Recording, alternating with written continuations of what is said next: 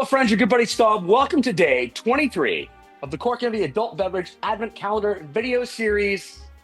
Let's give a look behind our door today, shall we?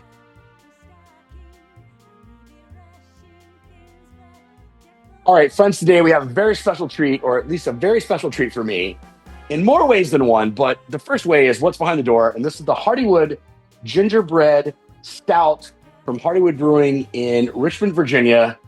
And an even better special treat is I'm joined by my mates Steven, Scott, and Adam virtually, because this is a tradition that we've had for years and years now. So, guys, welcome. Got my gingerbread stout, and I'm going to give it a pour here. Guys, thanks for joining.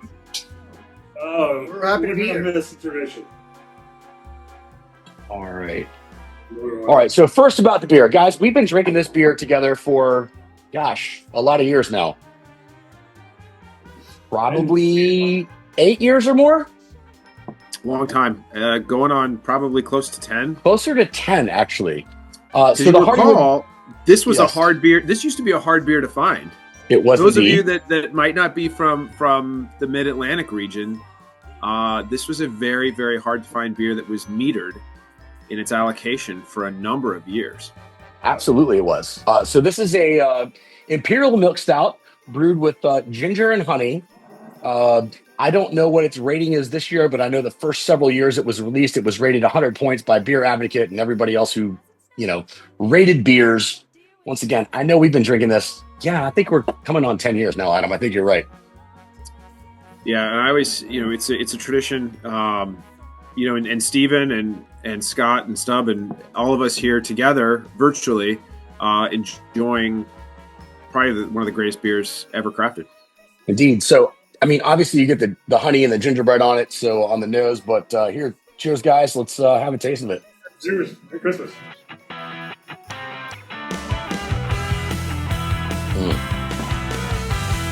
It's like pie in a mug. It really is. It is like a pie in a mug. It's gingerbread, but it's almost pumpkin pie as well for me. Like, it's definitely that baking spice you get from like holiday pies and treats, right? There's a lot of fresh ingredients, and this tastes like it came right out of the oven. Yeah, it really does. And at 9.2%, that's why we share these large cans. And previously, it was released only in bottles for the longest time, for the several years. Yeah, they would release it in bombers. Yeah, the big bomber bottles. I think at one point we had between all of us 7 years of those, like vintage-wise. We would all buy several bottles and share them throughout the season, and then keep some in our fridges or in the bottom of our closets or cupboards until the following year. I still have one from you. I wasn't sure it was so good. That sounds right. Mine is not hiding in a closet, but I will tell you that I have a couple in the fridge downstairs in the garage I could be convinced to share them this year. I actually have somebody in my house that very quickly wants them out of our refrigerator. Yeah. You know who that might be. I know sometimes cats are very finicky and they want more space in the fridge, so I'm sure it has to be one of the cats. It is Teddy. The Tedster wants more space. Indeed. I miss talking about on this. That is one of my favorites. Is the coffee. The coffee is just fantastic on this beer. Yeah. Absolutely it is. So you get that coffee, you definitely get those baking spices, the brown sugar. Like, this is a great beer. And guys, I don't want to give anything away here, friends, but the four of us have we've indulged in a few beverages over the years all together, and in various combinations. But this one is it's generally a special one for us, and at some point, 2 or 3 of us will open one around the fire, but we always make a plan that we're all together around the fire, opening one of these around the holidays. Now, as I understand, and you guys might be able to tell me better, because I had this special delivered for me for today from the States. I think they're only doing these in cans now. I think they're only doing them in cans and kegs. Yeah, the last couple of years, and I think this is sort of as the beer has grown in popularity, right? it's available in cans. The first time I saw it in cans was actually at the Hardywood Brewery in Richmond, probably about 4 years ago. 4 or 5 years ago, yeah. Yeah, they started rolling them out in cans, and I think, you make a business decision and say, this is a really popular beer. Let's get it in the hands of more folks. Obviously, cost is a lot less to can than it is to bottle. We talked about the bomber bottles. They were originally corked, if we remember, right? The first couple of years, these were corked. Yep. And I think that process, that's not easy to do. It's an expensive process, and these were expensive beers. 4-pack, I think $15 or $16 retail right now, but it was you were paying about $18, $19 per bottle when it was corked, and even after they started capping it, probably 2016, 2017, they started capping. Something I wanted to throw out there to you guys.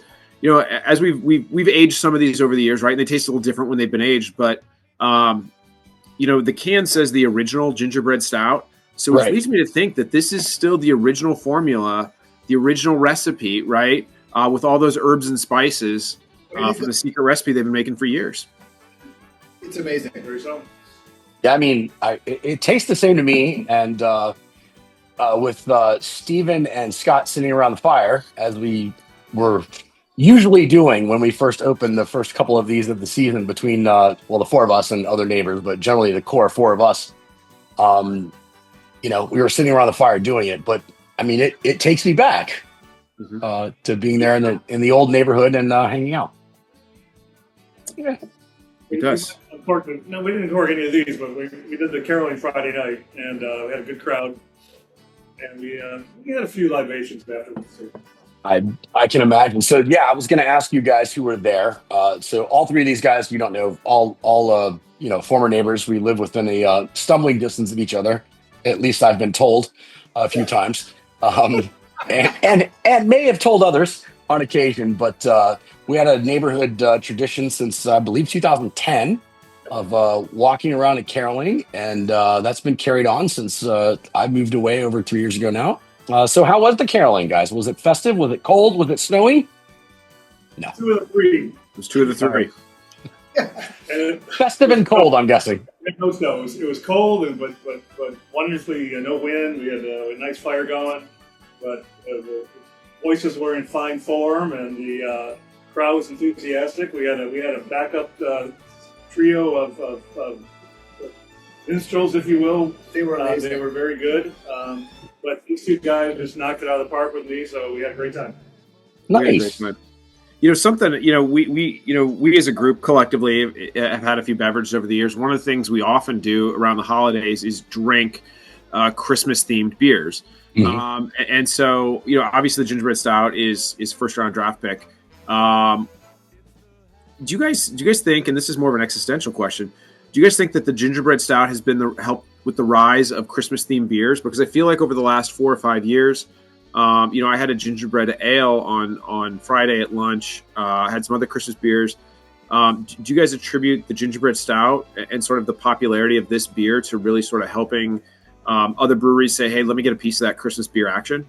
Even as far as I was in a Total Wine in California last week, and I bought as a gift for our Red Elephant giveaway a gingerbread whiskey. I can't remember who did it, but I think it was a Canadian whiskey, actually. The person who got it said it was really tasty. So, you're right, Adam. There's it inspired a lot of breweries and distilleries to, get on the bandwagon. Like, I think there were breweries doing some Christmas ales before this, but I do think that this Hardywood gingerbread hitting a perfect score in all of the like Beer Advocate and all the other beer pubs at that point probably did push that forward. I know like Anchor Steam for years and years did a Christmas ale. Before that, perhaps. I'm sure there are some smaller independent breweries who had done some things, but I do think this kind of helped bring that on a bit. Sierra Nevada does the Celebration Ale every year, which everyone thinks of as a Christmas beer, which I know they put the snow cap, fir trees or whatever on there, but it's actually just a fresh hop beer. So, it's that first harvest of the season and fresh hops. But I think you have some of those kind of holiday, beers that come out of the holidays, but then you had people, breweries making these specific kind of holiday flavors of or variations of the beer. And I do agree with you on that, Adam. I think that's probably very true. Achievement. And I think, yeah, to have gotten to this point where really, I mean, Adam, I think you hit the nail on the head. They started something, and I think that there's they're now expanding distribution across the United States because it was so successful. I think other breweries that level of success, and it's fun. They find it interesting to do for them to experiment and try to create something that's remarkable and tastes like Christmas in a can.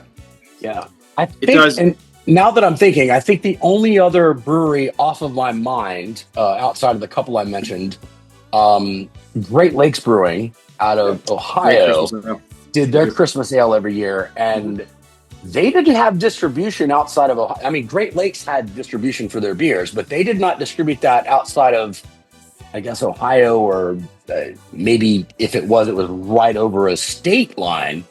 But, that took them several years. And then, I mean, we had some friends from Ohio who would bring some every year after our Thanksgiving back for us. But I think that was probably a big one as well. So you started getting this cult, small brewers and, craft brewers doing different things, and everyone wanted to know about it. But I think Hardywood, as far as the Christmas seasonal ales, did a really good job of that, because they're, comparatively, they're not Sierra Nevada, they're not Great Lakes, like size-wise. They're very small. But I do think that getting that 100-point score really kind of upped the ante a little bit as far as holiday ales.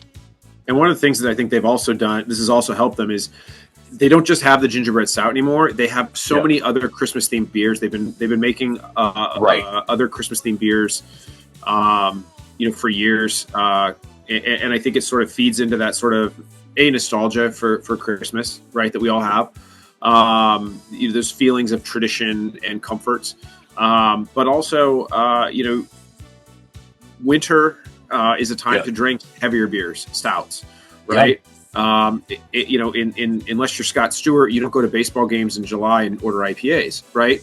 When it's 100 degrees outside. So, to sit there and enjoy some nice, heavier Christmas beers in December, when it's a little chillier, when you're relaxing, when you're celebrating with friends and family. And I think, really, to me, the holidays are about traditions. And this is one of my favorite traditions, is sharing this beer with you guys every Christmas.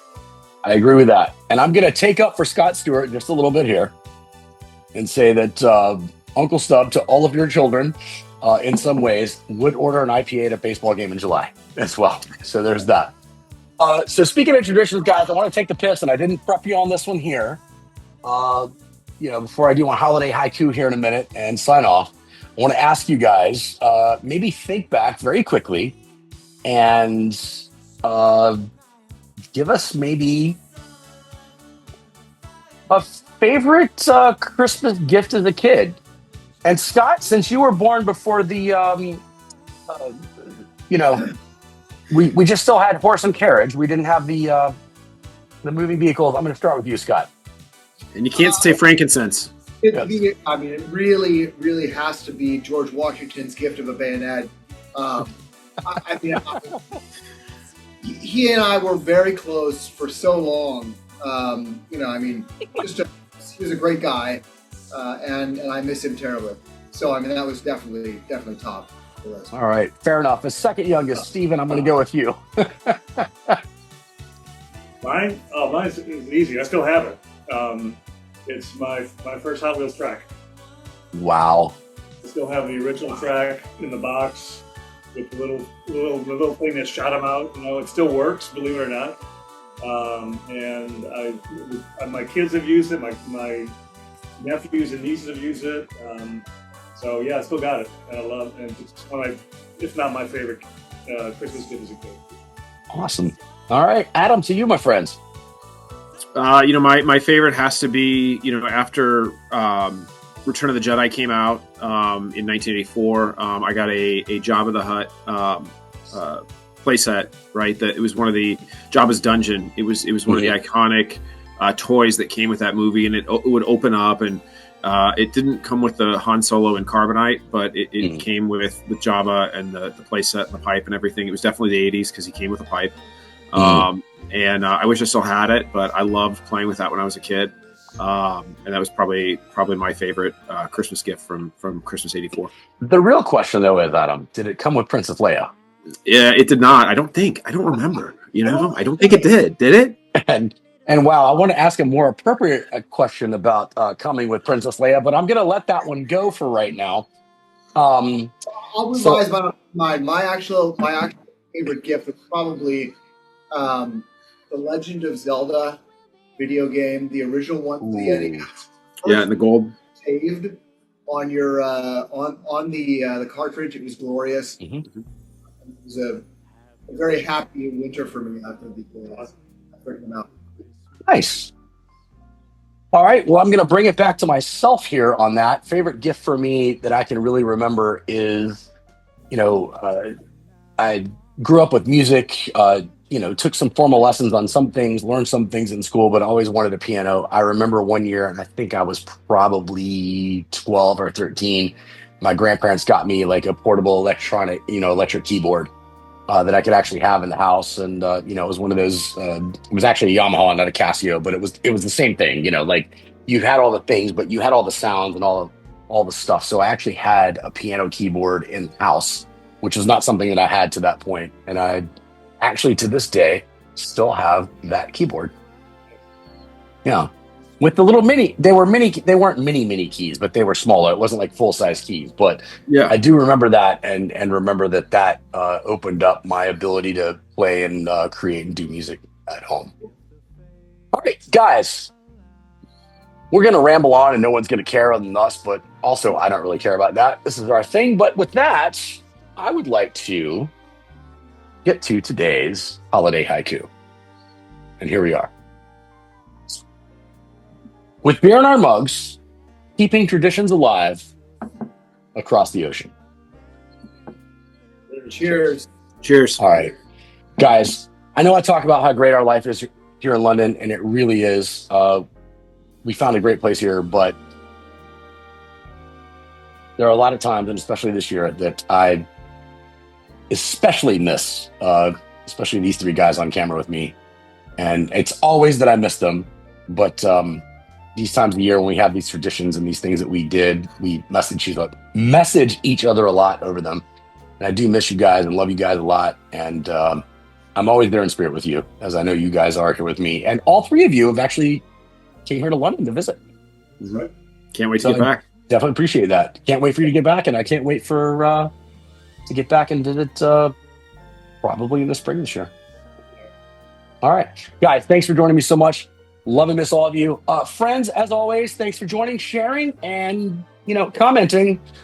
Hey, we talked about, favorite Christmas gifts as kids. If you have one of those, drop a comment and a link so we can all get nostalgic and or make fun of you for what you wanted, especially if it was like a, I don't know, Backstreet Boys DVD or something. I don't know. Anyway, until tomorrow, friends, remember to be nice, be safe, and be happy. Cheers, mates. Merry Christmas. Love you guys.